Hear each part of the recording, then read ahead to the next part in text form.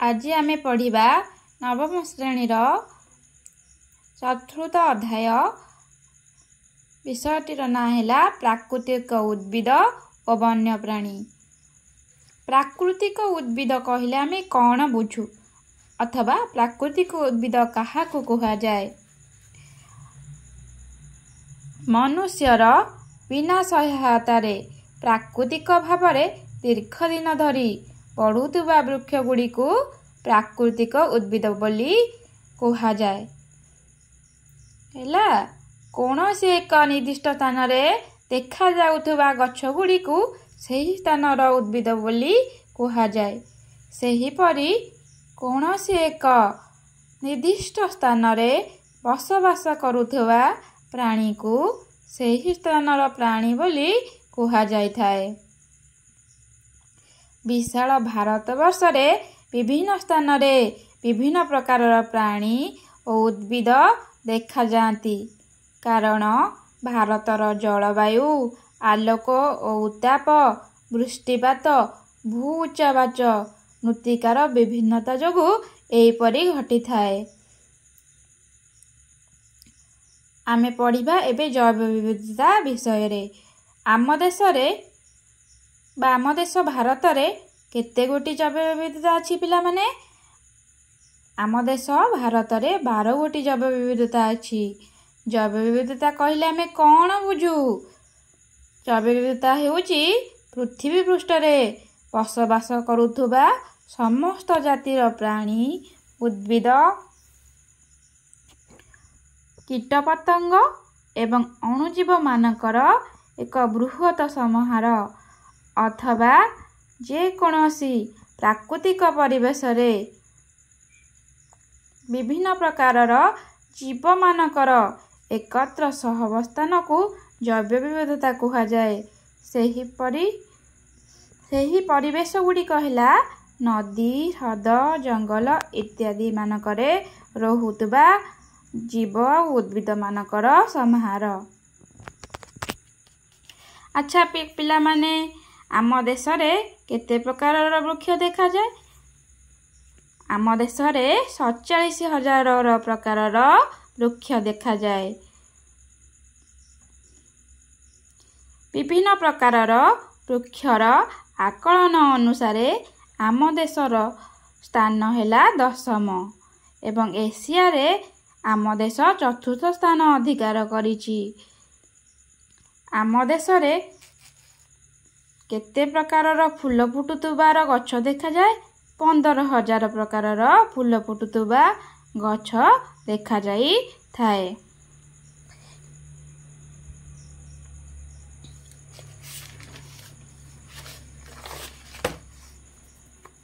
एपटे देख पिला माने फूल फुटु नथिबा गछ भी आम भारत रे अछि। सेही फूल फुटु नथिबा गछ गुड़िकर उदाहरण हैला फर्न शैवाल अलगा इत्यादि। कहिलो पिला माने आम देश रे केते प्रकार वन्य प्राणी देखा जाती? 99,000 प्रकारर वन्य प्राणी देखा जाती। देख एबे पढ़िबा जलवायु हैला। बीज अंकुरित हेबा पाई बढ़िबा पाई एवं खाद्य प्रस्तुति पाई कौन आवश्यक करिथाए? आलोक आ उत्ताप आवश्यक करिथाए। जदि कोनोसी स्थानर उत्ताप 6 डिग्री सेल्सियस रु कम हैला तेबे सेई जगह रे वृक्ष बा उद्भिद गुड़िक बढ़ी पारे नाही। उच्चता अनुसार उत्तापर परिमाण ह्रास पाई थाए। आमे जेते ऊपर को जिबा सेते ऊपर को आमर उत्तापटा कमी कमी जाई थाए। अधिक उच्चतारे केउ प्रकारर उद्भिद देखा जाए? उपक्रांतीय उद्भिद देखा जाए। एवं ताठारु आहुरी अधिक उच्चता को जदि आमे जिबा सेटी नातिशीतोष्णीय उद्भिद अथवा पाइन उद्भिद देखा जाई थाए। हिमालय पाददेश रे अधिक उत्ताप हेतु आलोक उत्ताप पाई तेणुक सेठी क्रांतीय उद्भिद देखा जाए। तमें जानिच पृथ्वी को गोटे काल्पनिक रेखा दुई भाग में विभक्त कराउची जोड़ा को आमे कहउचंती विषुव रेखा। से विषुव रेखा अंचल रे सूर्य किरण कौन करथाए सीधा सड़क लंब भाव में पड़ी थाए। सेठी प्रचुर परिमाण रे आलोक उत्ताप पाउथबारु विषुव रेखा निकट रे आलोक उत्ताप पाई थाए एवं सेठी वृष्टिपात भी प्रचुर परिमाण रे पाई थाए। सेथिपई सेठी घंच अरण्य देखा जाए कोठी विषुव रेखा निकट रे। सूर्य किरण मेरु आड़कू विषुव रेखा निकटरू मेरु आड़कू सूर्य किरण कमी कमिका जाए कम मात्रा रे पड़ी थाए। तेणुक मेरु अंचल गुड़िक नातिशीतोष्णीय उद्भिद देखा जाए जोड़ा को आम पाइन जातीय उद्भिद बोली कही थाउ। देख ये लिखाई विषुव रेखा आड़ू मेरु अंचल को उत्ताप और आलोक क्रमशः ह्रास पाई थाए। विषुव रेखा निकट रे आलोक और उत्ताप प्रचुर मात्रा रे मिलुथुबारु निकटवर्ती अंचल गुड़िक घन जंगल देखा जाई थाए एवं ग्रीष्म ऋतु रे वृक्ष गुड़िक शीघ्र वृद्धि पाई थाए।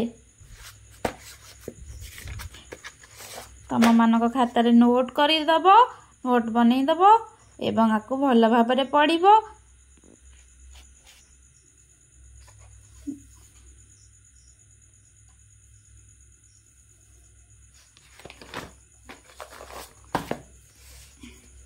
एटा तुम पृथ्वीर चित्र आंकी एटा मझिरे अच्छी विषुव रेखा एठी अछंती सूर्य एपटे है उत्तर मेरु जोटा को आम सुमेरु कहते एठी दक्षिण मेरु जोटा को आम कुमेरु कहते। ये देख सूर्य किरण लंब भाव में न पड़ी अति कम मात्रा रे तिर्यक मात्रा रे पड़ी तेणुक ये अंचल गुड़िक ठंडा अच्छी तेणुक जिते उच्चता को जीवा सेते उत्ताप कमी कमिका जाई थाए। हिमालय पाददेश रे अधिक उत्ताप आलोक पाई थाए।